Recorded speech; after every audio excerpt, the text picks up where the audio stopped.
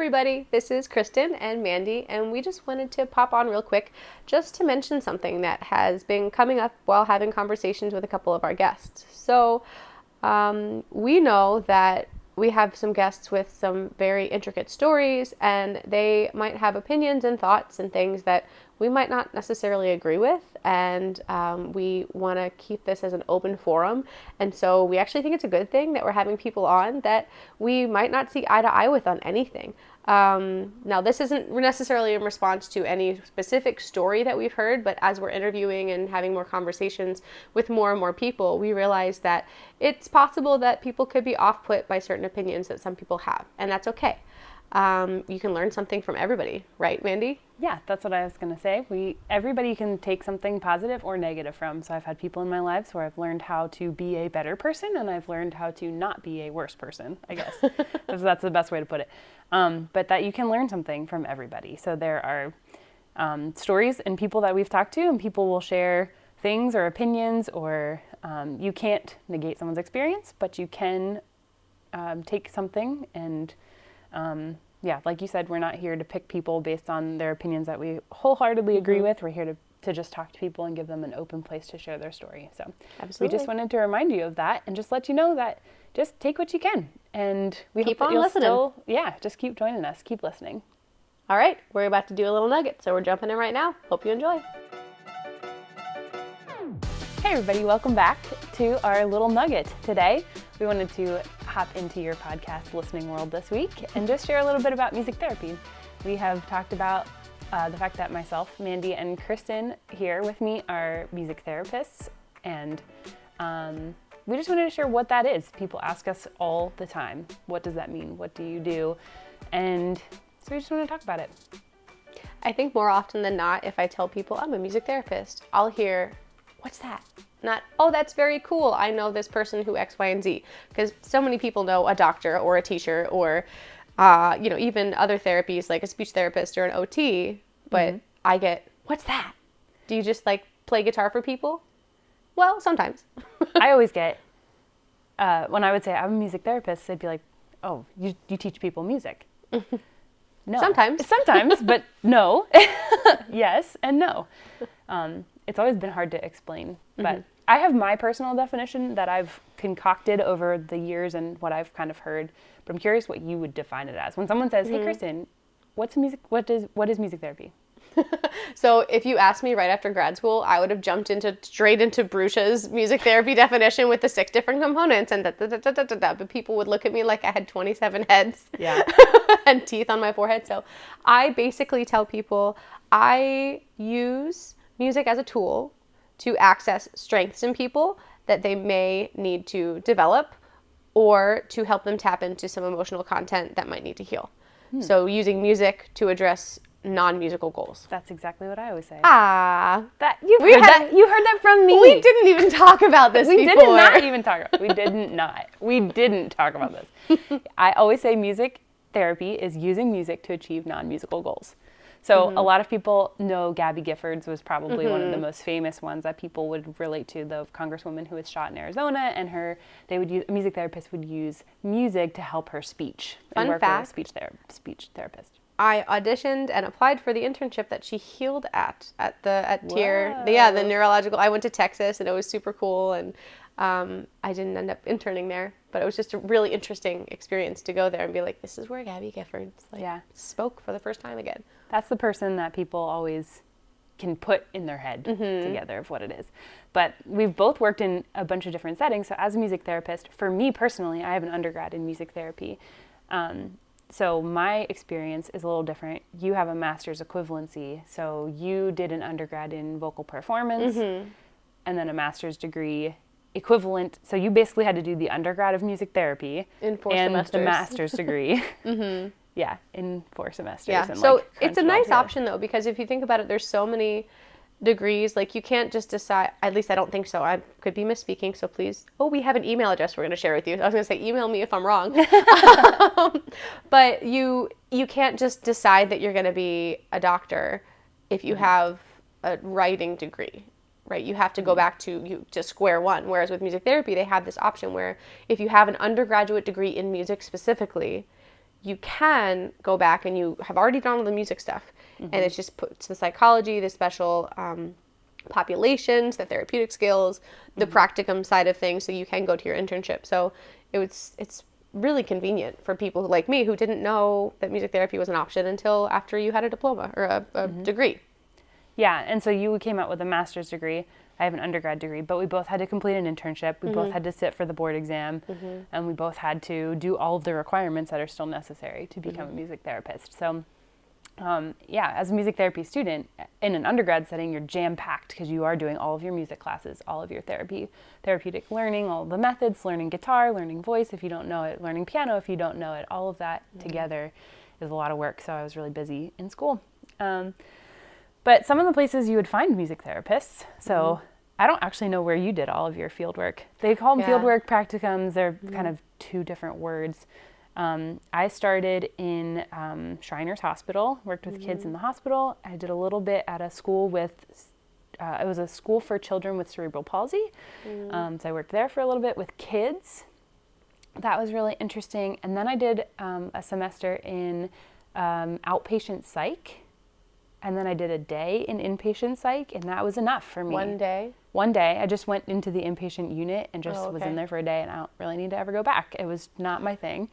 Very, very interesting, fascinating, but just not, Meanwhile. It was a lot. And then I did a semester in hospice, and that's where I landed, and that's why I ended up working in hospice. That's where I fell in love with working in hospice. Where did you do yours? So I did a lot of our experience. So my degree was done down in North Carolina, and the practicum sites they were varied, but it was also kind of a smaller town. So we did a lot of school sites. I supervised a school. No, I had one school site. It was my last semester. Brain was checked out, I guess. We did classrooms with disabilities. There were there was one homeless support shelter that some would do their thesis project on in their last semester. But a lot of the first and second year practicum sites were kids or intellectual disabilities. There was a state hospital that was down the mountain that people would have to drive 45 minutes to get to, and they would do a whole day's worth of stuff. But I did something called Western Youth Network, which was pretty cool. It was an after-school program for, I don't want to call them at-risk because that's not very strength-based, but just kids who could use some extra support.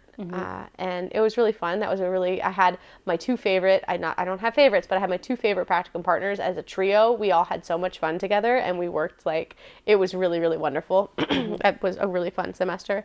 And then I had an older adult group that it was in a dementia care unit, and I'm not kidding you, there were about 30 people in this group, and it was me and one other practicum student, and so we had these wheelie chairs, and we're just sliding all around the room trying to get 30 older adults instruments and saying, Dorothy says it's a beautiful day outside. What are we doing? And it was just anybody who's worked in older adults large group setting knows exactly what it is. And it's just you just kind of say, it is what it is. Not everyone's going to hear everything. Not everyone's going to answer the questions that I'm asking them, but it was a really good experience.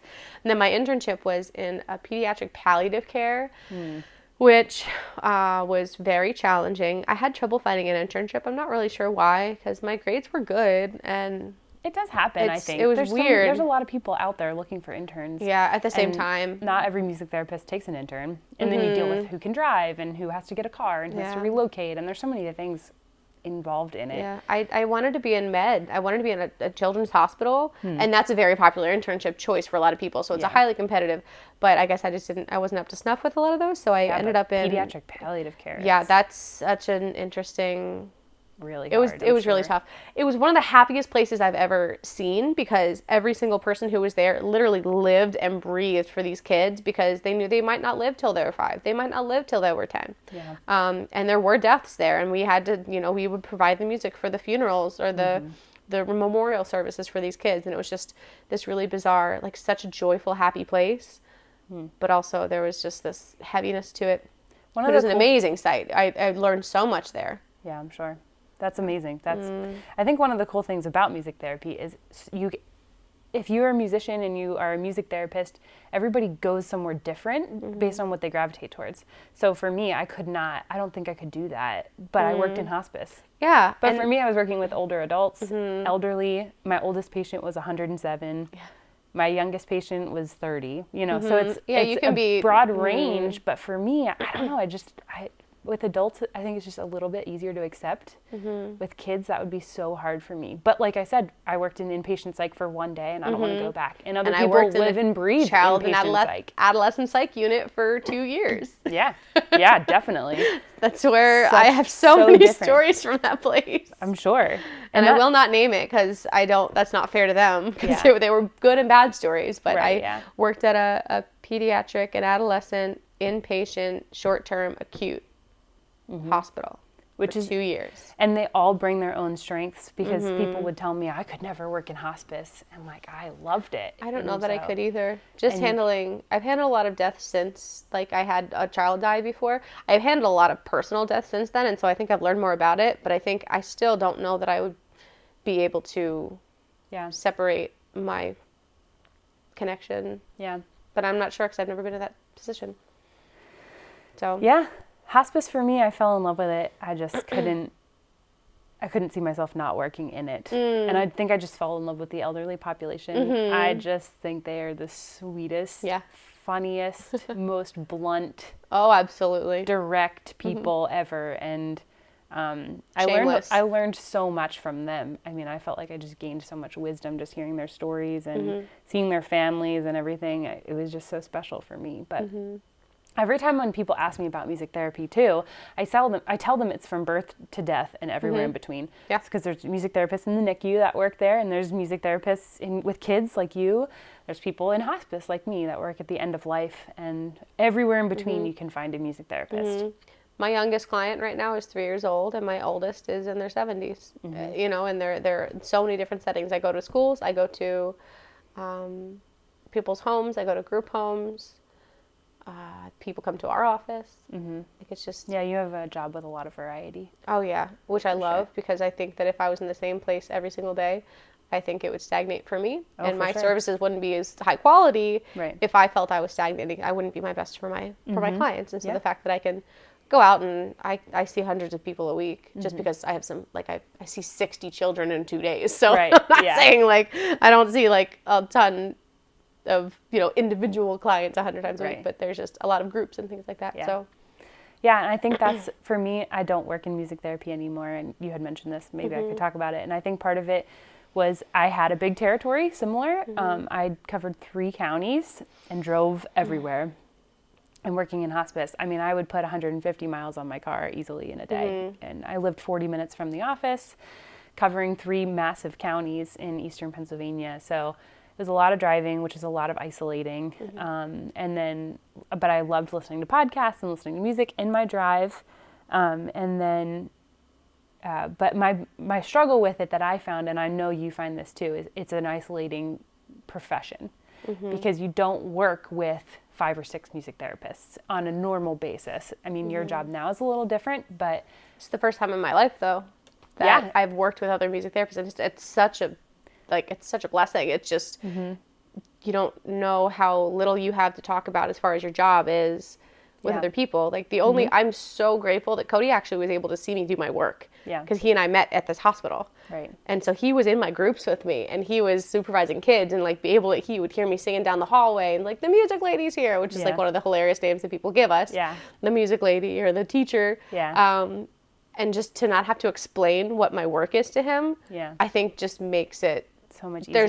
It's on another level of understanding, because I can never explain to my parents. I can try, but they don't get it. I've had people laugh at me when I said I'm a music therapist, and they laugh. They think it's a joke, and it's like, no, this actually is an accredited position. Like, it's a real profession that you have to take a board certification exam for, and you have to do clinical hours and supervision and continuing education and things. Yeah.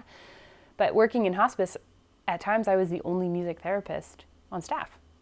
So you're all by yourself. So you're working all by yourself. And it can be very isolating, even if you don't have a partner with you at the time. And I worked in a position too at a hospice where there was another one, but we both had different patients, so we were never really together. So so it can become very isolating and just hard to advocate consistently for what you do all the time. Exactly.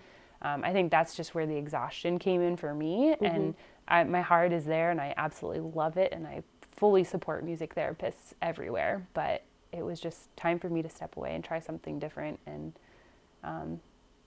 but I treasure my time there. I talk about it a lot, and I miss it a lot too. Do you think you would ever recertify? No. I think That it was a quick answer. Yeah, I just think it just was so clear to me, Yeah. and that's a whole story. I could, spend time on that, but it was just made really clear to me that my time was done. Well, it's not as if you don't have your life immersed in music anymore either. So Yeah. you're still very involved. For sure. And I think I would always consider being a music volunteer and going places and just playing music for people. I have approached funeral homes before and said, hey, if you need a musician to play music for this funeral, I'm available. But most people find their own, or they're in their family, so it's really not that common that they're looking for somebody that, isn't an organ player or something. I would love to play bolero on my clarinet. I mean, I can play hymns, but I can't play the organ. So, with churches, they have organists and everything. So it's just not quite as common that people are out looking for it. So, especially just a random stranger coming in to a sacred time. But we wanted to just keep this episode pretty short and just share a little bit about it. But we each have at least one story that we can briefly just share with you. Do you want to go first? Sure. I mean, I'll share the really positive one, but I do want to mention, I talked about at the pediatric palliative care, that's the first time that I ever really kind of experienced, not the first time I experienced death, but one of my clients died, and it was very sudden, and I walked into his room to go see him for a scheduled session, but he had been waiting to get services for a while, and nobody had been able to put him on his caseload, and I walked in and we had a really great relationship. He was part of my presentation. I had videos of him that I shared in this presentation that I did. And I walked in and I knock, knock, knock. His bed is empty. Oh, he's at the children's hospital for a routine procedure. Something's happening with his shunt. And so he's whatever, because they had a lot of complex medical issues. And then I overheard a nurse in the hall and they said, he's what? And so I guess he had died during the procedure. Oh my gosh. And so I'm sitting there, maybe 4 months into my internship. I had some wits about me, but I was just it was shocking because I said, this is what I'm going to deal with in this profession. I'm going to have to handle shocking news, and I'm going to need to be calm, and I'm going to need to, because the nursing, we then provided music for the memorial for the staff for my client. And it was just such a very confusing time because it wasn't clear because he was brain dead, but he was still on life support. And so are they alive? Are they dead? Are we mourning? That happened for about a week. And I was mourning because I knew it was imminent. But nursing was no, he'll come back. Because they have kids that are on all sorts of, ventilators and things like that for a decade. And so that was just that was a pivot point for me, clinically and maturity-wise. I have a picture that I took. I walked outside. My supervisor that day, he was so sweet. And he's one of the goofiest people in the world. And he's hilarious. And just the things that he would do for and with these kids are because he's a 9-year-old at heart. And I walked in and the look he gave me, he goes, why don't you just go take a walk? He just softened, and he knew, he's this is the first one, isn't it? Yeah. So he's go take a walk, go take some time, and I'm going to be here if you want to talk about it. If not, let me know. And so I went outside. I sit on this big rock outside the facility, and there was these red berries on the tree, and I don't know, it was just I will remember that day so vividly. And this is just to say, I know I'm rambling a little bit, but this is just to say, when someone says, oh, it's just a music therapist. No, we have our hands in your hearts. You know what I mean? Our hands are deep in your life, and my clients are my family. And I'm so and maybe that's part of why I get burnt out so often, because I'm so emotionally invested into my clients. But when something happens that is negative or sad, it is negative and sad for me as well. For sure. And music is so sacred and so so intimate. That's the thing that I think people forget about. Yeah, you're a music therapist. Okay, fine. But think about your favorite song. Think about a song that takes you back to a place. That's why we ask our guests, what's a song? Because when you hear that song, it takes you there, and you're in that moment so much. In hospice, I remember one time I sat down and I started playing a song, and the woman started weeping. She's like, "This is my wedding song." Oh. Like, how would you know that? And all of a sudden, you're in this really beautiful, special moment with this person, and you took them to a place that they were not expecting to go to. And you have to figure out how to maneuver that as a therapist and work through things like that. So yes, music therapy, okay, it's a creative arts, it's an extracurricular type of therapy, but it is very passionate and very special to people because music holds such a deep-rooted piece of people's hearts. Absolutely. I think. So really, creating music together does emotionally bond people. for sure. Whether or not you're aware of it, it bonds people. Absolutely. But I'm gonna get out of the that little dark spot and talk to you about this really fun, quick experience that I had in the children's hospital. So there were days that I would walk on the unit and staff, like, bless their heart, but staff would be like, they can't handle this today. They can't even handle markers. They can't handle paper. They're not being safe with materials. Don't bother. And I'd come on and say, okay. And I would have a Bluetooth speaker and I'd have my phone. And those are the days we did movement to music. And of course, the days that I did that, the teenagers were like, oh my God, what? I was like, okay, fine. When you're safe, I can bring the fun stuff back. So I would walk in and I had this experience called Mirror, Mirror. And I used to love doing it with my my art therapist counterpart because she and I would have so much fun leading it together that the kids just like jumped into it. That's awesome. And so basically you pretend you're facing someone and I have like my hands up as I'm doing it, but you're facing someone and one person's a leader. I would assign A and B, and then the person would lead and they would move. And I said, you can be really nice and move really slowly, or you can move really quickly and see if they can follow you and go up and down and travel around the room. And then I would do it in silence for a little while. And so you'd see these kids who were so angry and they were so depressed and they were so many things. Just giggling and laughing and rolling on the floor. And it was that was always a really heartwarming moment when I would then look at the staff and they'd be like, oh, they can handle, we just need to read the room and kind of approach it differently. You know, and not that the staff had a very difficult job. They were on the unit with those kids for their entire 8-hour shift. Like they're going to get to the last nerve probably every 5 minutes. Yeah. But that was just always a really special moment for me, and especially again, like I said, like Cody would be in those groups with me too, and it was hilarious because he again is a little kid at heart, and just being able to watch him engage with like the big angry 16-year-old kid who just punched a hole in the wall and be like the mirror to this kid because he's the only one tall enough to be with Mr. Cody, and it was just like this really, I always felt so full, and all I had was a specific pre-recorded playlist that I would bring. It would be the same thing every time because it went up and down and it was very well thought out. It was very, it ebbed and flowed in a very specific way. And it was always just such an amazing day. And it's a day that everyone had already written off as a failure. So those were really cool moments for me personally, and I could see it in the kids. So and that's amazing. I love that idea, that activity too, and that's really something fun to even do with anybody. Yeah, could do it so that's really cool. I like that. And for you, that's working with kids. So for me, working in hospice, one quick story. I've got many stories. I can't even imagine how many. The people I've met are unbelievable. They're just so amazing. But one of my quick stories I just played for you, that I had a 101-year-old patient. She was a dementia patient. Actually, it was Alzheimer's. It was end stage. So she was not verbal anymore. She wasn't talking, but people sing a lot. And that's what I loved in hospice when I would go on the dementia units. People wouldn't talk and you could ask them, hi, how are you? And they wouldn't say anything. But you start singing to them and they'll be singing with you because music just clicks. It's just something you remember.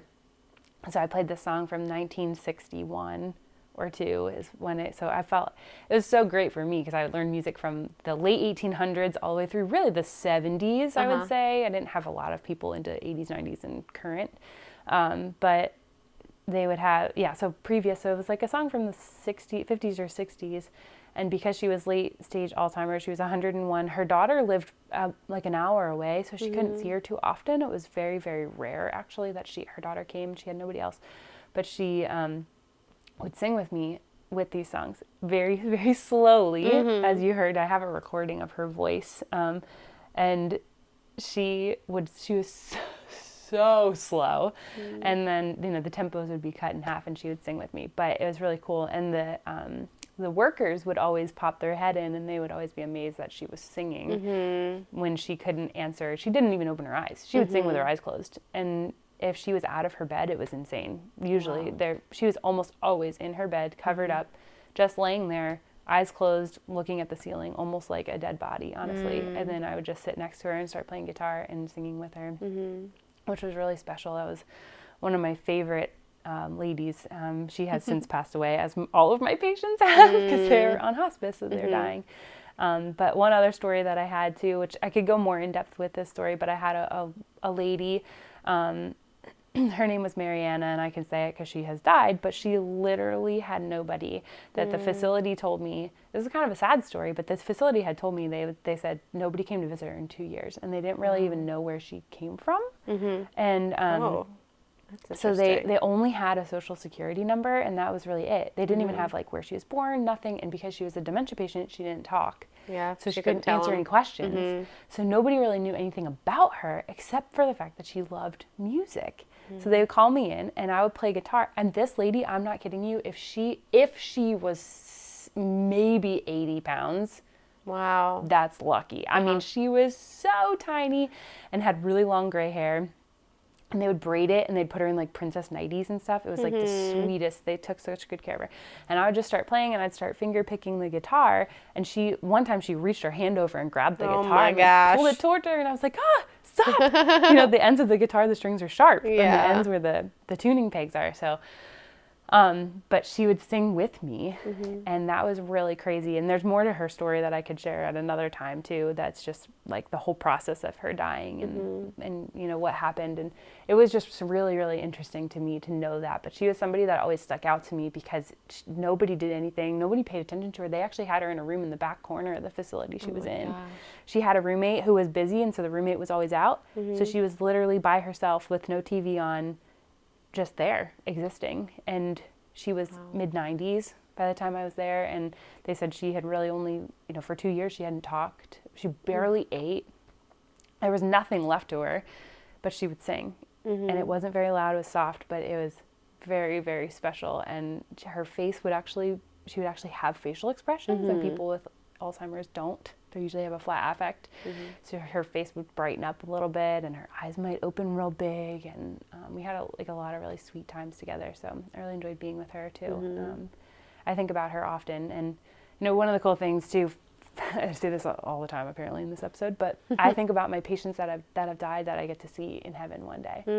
And I'm really excited for that day, and it's like something I look forward to, that I can talk to them, and they're going to be in a new body, so they're going to look different or look similar, but they'll be able to talk to me, and I'll be like, do you remember when we played music together? Like, I just think it's so special. Amazing. So I look forward to it, but that's really what made me gravitate towards hospice. But I've got lots of stories, lots of people I met, and you do too, and we have really good days, we have really hard days, and for me, not working in it now, I miss it a lot, but I don't feel called back to it right now. So, man, those extra certifications, they get you. I think I would definitely reconsider it if I didn't have to recertify and everything. It's just too much, I think. So. Yeah, and I think I wish I had again, this is not the first time I said I wish I had the numbers in front of me, but there's data about how many people don't recertify after the first cycle, which is a 5-year cycle. And so if people get through the first 5 years, like half of them don't get through the next 5 or something like that. And so many don't even get to the first because recertification cycle. Yeah, it's real. And so it's so interesting, the drop-off rate. And so you'll have people who have been in the field for decades, and then you'll have people who are just starting, and so where's everyone in the middle? Yeah, that is really interesting. That's just a little brief overview of music therapy. We have more we could talk about, and I'm sure we will again at another time, but I think that's good for now. Yeah. Should we share our new contact information? Oh my gosh. We have an email. You can email us. You can email us. If you know somebody with a story, if you have a question, if you have any kind of thoughts that you wanted to share with us, we're here for it. And our new email address is The THE Rocky Road, all spelled out, all one word, pod at gmail.com. So the Rocky Road pod at gmail.com. So just take the cast off. Yeah. The Rocky Road pod. You're all healed. Take the cast all off. good to go. All good to go. You come in way and you leave another. That's so lame. We couldn't make it through one without one of those jokes. Sorry. We always have to have one. Yeah. But hey, that's what you're here for, right, folks? Yeah, it's just par for the course. Or par for the cast. Without the cast. Par for the Okay, cast. this is getting confusing. Thanks for joining us. We'll see you next time. Or we'll talk to you next time. Hear you next time.